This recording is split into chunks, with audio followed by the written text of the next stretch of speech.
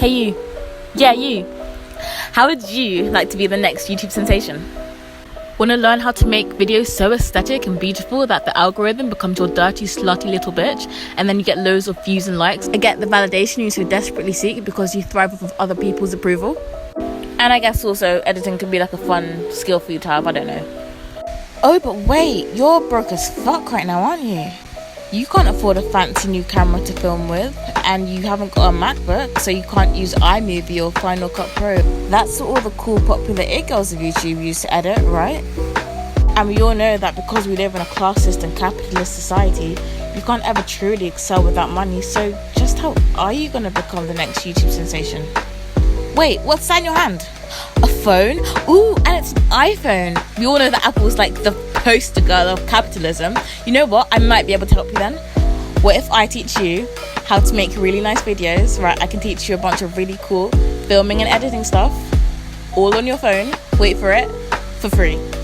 Well, mostly for free. Well, I'm not a fucking miracle worker, okay? I'm trying my best here. Take it or leave it.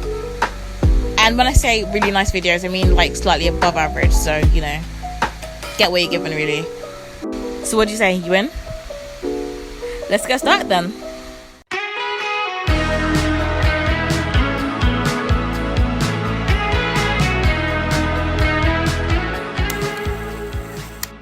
Hello to everyone and anyone watching this video. My name is Taja. Welcome back to my channel. So today, as you saw in that really amazing intro with the really amazing acting, I'm really sorry about that. I'm going to be showing you how I film and edit all my videos for YouTube. So yeah, before we get started, make sure you're subscribed to my channel, which is amazing thanks to my amazing editing, as you will see in a bit. Also follow me on my Instagram, which is also really nice, as you can see here. And without further ado, let's start this video. So my filming and editing process, I've split up into 3 sections. This first section is filming. So when you're filming a video, you have to think about what you're going to use to film, so your equipment. And as I said earlier, I can't afford a fancy camera right now, so I just use my iPhone 7 Plus. Before that, I was using my iPhone 5S, which I now only use to edit. It's good to use a phone if you're starting out as well, so you know the basics of editing and you can kind of like practice before you like invest in something more expensive. And then also I have a tripod, and this is what I use to hold up my phone when I'm filming myself, if I'm not using my hands, because I can't always use my hands if I'm filming myself, because it looks more professional if someone else is holding up the camera, but that someone isn't a person, because I don't film with other people around. The other thing you want to think about when you're filming a video is the planning and preparation. I basically use my notes app. Some people use like an actual notebook, but I can't be bothered. Also, I like with the notes app, like doing it like online or digitally, that I can like kind of edit and like move things around, whereas with a notebook, you kind of have to like, if I like make a mistake, if I want to change something, I'd have to like scratch out and stuff. But use what you want to plan your videos. But basically I have a note section on my notes app with all my video ideas and stuff like that, and for each video I also make a separate notes thingamajig with what I want to do in the video and stuff like that. And then in terms of setup, before you start filming, you want to think about things like the background, making sure it's like nice and aesthetic, or at least kind of like not messy and stuff like that.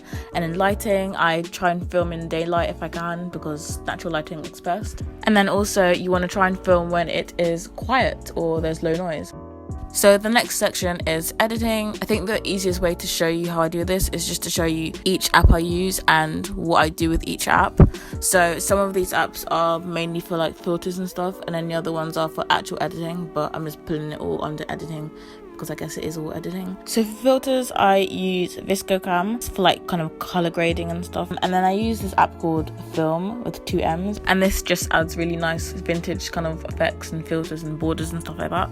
And then the last app I use for filters is an app called Rare Vision VHS, and that basically gives the video a VHS kind of look. That's really cool. So yeah. And then for the apps I use to actually edit the actual videos, the apps I use are Splice, Video Leap, and then Drawing Desk and iMovie, and then also another app called AudioFix. So like I said, I use ViscoCam to edit my videos, as in like putting a filter on it, and I normally use C6. I just have a preset though that I just put on everyone, and then I just adjust it like each individual video if I need to, but I normally stick to the preset I've made.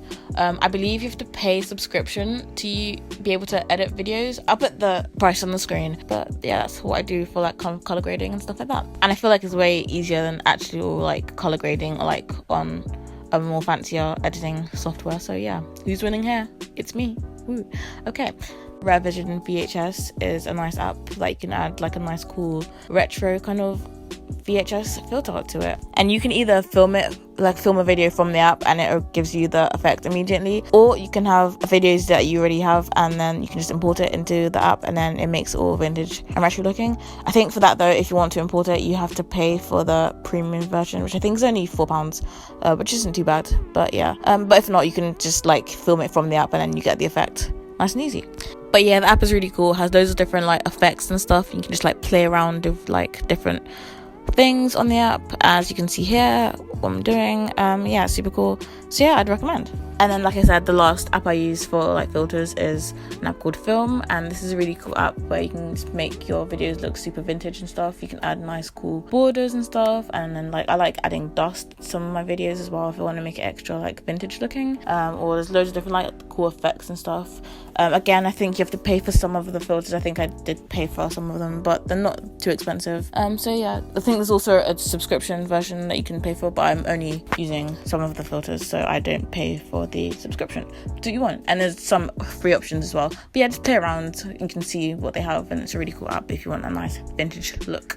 So for my main editing, I use two apps, but the one I mostly use is an app called Splice. I do need to give a disclaimer though about the app. I don't have time to fully explain it, so I'm gonna just leave a full disclaimer in the description. But the short version is that basically, for some reason, on my old phone, my editing phone, the app is free, but on my new phone, like the one I used to film, loads of the features you have to pay for them. So I'll explain that all in the description if you want to like read that and decide for yourself what you want to do. But yeah, as an alternative, you could use the other app that I also use for editing, but for reasons that I'll explain in a minute, I prefer using Splice. So for Splice, I have three main steps that I use to edit my videos. So step one is the adjustment, and this is where I basically do a rough cut of the video. I just get rid of any bits of the video that I don't want, any awkward pauses or any bits that I don't need or look a bit bad or anything like that. And then for step two, I will give the video more life and more movement. I will do things like jump cuts and zoom ins, or add borders and transitions, stuff like that. And then the final step is final touches, and this is where add things like text, and there's loads of different things you can do with text, as you can see here.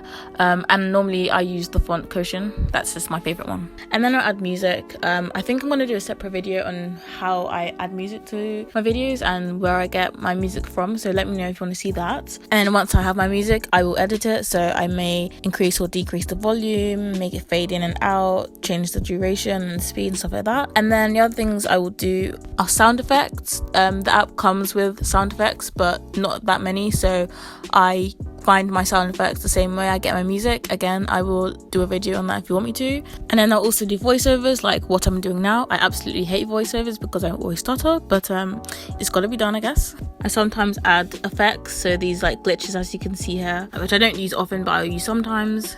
I also sometimes use Splice to make title pages. I either do it by just making a title, as you can see here, and then adding text, or I'll do hand-drawn titles. I'll show you how I do that. If the hand-drawn titles are moving, I will use Splice to do that, which I'll show you how to do in a second. But yeah, that's pretty much it for Splice. The other video editing app I use, and a good alternative to Splice, is Video Leap, and I absolutely love Video Leap. If it wasn't for a few things, I would actually probably stop using Splice and just use Video Leap, because it has way more like options and different things than Splice has. I don't like the fonts they have. They have less fonts and they just seem kind of ugly.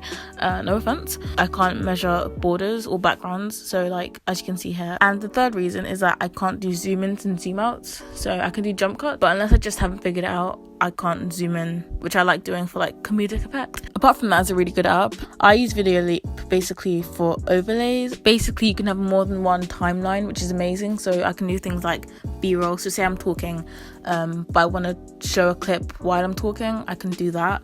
I can also add pictures, like for example the picture I added of my Instagram in the beginning, or as you can see here. The other thing I can do as well is add GIF animations, which I do again for like the intro with the whole subscribe to my channel thing. Those are the main things I use Video Leap for, but there's literally so many different cool things you can do on this app. So yeah, just play around. You can also animate text, which is another really cool thing that Splice doesn't do. But yeah, it's a great app. So I'm gonna try and zoom through the last 3 apps of what I use for editing. So the next app is Drawing Desk, and it's basically an app where you can make doodles and stuff. And like I said earlier, I use this to doodle drawings, whether it's for titles or for green screens, which I'll show you again in a second. But basically, if I want moving text, so for example, as you can see here with the whole editing title, what I do basically is I write it twice, and then I will go back into Splice, and I will basically make each picture last for about 0.3 or 0.4 seconds, and then I will duplicate it so it looks like it's moving. So that's a fun little hack you can do. I'm not an artist at all, but I think it's a really cool touch you can add to your thing. You don't have to be like some skilled like animator or anything to do it. It's quite simple. And then another app I use is iMovie, and I only use this for the green screen effect. Shout out to Nicole Margot for suggesting this in her How I Edit My Videos video. Check her out, she's a great channel. But basically, if you want to add like an animation or like an image or anything onto a video, you just add to that thing, whether it's a PNG or like a doodle, anything, onto a green background, and then you open up the video in iMovie, and then you click add, and then select the green screen image or video or whatever it is. And then you click the 3 dots here, and then you click green screen, and then as you can see, it overlays, but then you can't see the green, so it's just this cool extra thing that you've added, and it looks amazing and really cool. And it's a great way to add like doodles to your videos, which I think is a cool touch. I've seen loads of people do this recently, so yeah, if you want to do that, that's how you do it, on your phone. The very last thing I do is I fix the audio using Audio Fix, because a bunch of people kept telling me that my sound was shit and I got offended, so I spent £20 on this app. So you know, I hope you're grateful, but yeah, it's fine, I don't mind. And it's a great alternative if you're using your phone and you don't have a microphone yet. So all you do is you just put the video through the app, and there's different options as you can see here. And normally I just want to increase the volume, but there's other options depending on the sound issues you may have. But yeah, you can do that, and then you save it. Make sure you save it in its original size, but yeah, saves you from having to get a microphone. So yeah, so the last step in the filming and editing process on your phone actually has nothing to do with filming or editing, but it's arguably one of the most important steps, and that's the thumbnail. All I do is take a photo or several photos of something that's going to represent the video well. I try not to use video stills because the quality isn't as good, even though some people do this, but I'd recommend just taking a photo specifically for the thumbnail. And then there are 5 apps I use to make my thumbnails cute. So the first one is ViscoCam. I just use a preset similar to the preset I use for my videos, but yeah, edit it however you want on ViscoCam. While I'm on ViscoCam as well, I also save the aspect ratio to 16:9 because that's the aspect ratio for YouTube videos. So yeah, that's what I do there, as you can see. The next app I sometimes use is Photo Collage, and I'll use this if I want to add 2 or more photos to the thumbnail. Again, I don't always do this, but sometimes I feel like 2 images represent the video more than 1. So yeah, again, make sure you save it using the aspect ratio 16:9. Yeah. The next app I use is Fonto, and this is where I add text to the thumbnail. My favorite fonts are Cochin Bold, Arial Bold, Italic, and Soap. Those are the main ones I use for my text on my thumbnails. But yeah, use what you want. And yeah, I would normally change up the size, or I might add a curve to it, or sometimes I add like a shadow if you go on style, and then you can add shadows of different colors. And I try and make sure the colors of the shadow represent the colors in the thumbnail. It's a nice little touch. And yes, shadows are a good way to make sure you can see the text as well. But it's honestly one of those things where you can just play around and see what you like. And then the next app is PixArt. You probably heard of this one before. This is a really good app. You can do so many things. The main thing I use this app for is if I want to cut myself out and into a thumbnail, if I want to cut something into the thumbnail, then I can do that, and I can make PNGs, which is basically like stickers. You can save the PNG and then add it to a nicer background. But there's literally so much stuff you can do in PixArt, so again, play around. It's a really good app. And then the very last app I use is Drawing Desk again. And I didn't used to make doodles on my thumbnails until quite recently, but I absolutely love doing this. It adds a really nice personal touch. It's also nice if, like I was saying before, with the whole cutout thing, because obviously the edges can be a bit rough, so sometimes I'll use it to cover up the edges of a cutout. But sometimes, yeah, I just like make little doodles and stuff like that. I think it's really cute. So yeah, that's how you edit a video, all on your phone, mostly for free. I hope you enjoyed this video and you found it helpful. This was such a confusing video to make because I was filming while editing and editing while filming, and filming what I was editing and editing editing what I was filming. Yeah, very complicated video to make, but I hope that it is of use to somebody. I know it's not as easy and as straightforward to edit on your phone compared to editing on a more fancier software, and it's annoying having different apps rather than having everything on one place, but it's much more cost effective. So if you know anyone who is wanting to be a YouTube sensation but is broke as fuck like me, then share this video and let them know that there are ways of making cute videos for free on your phone. And with that, I hope you all have a wonderful day, and I'll see you in my next video. Bye.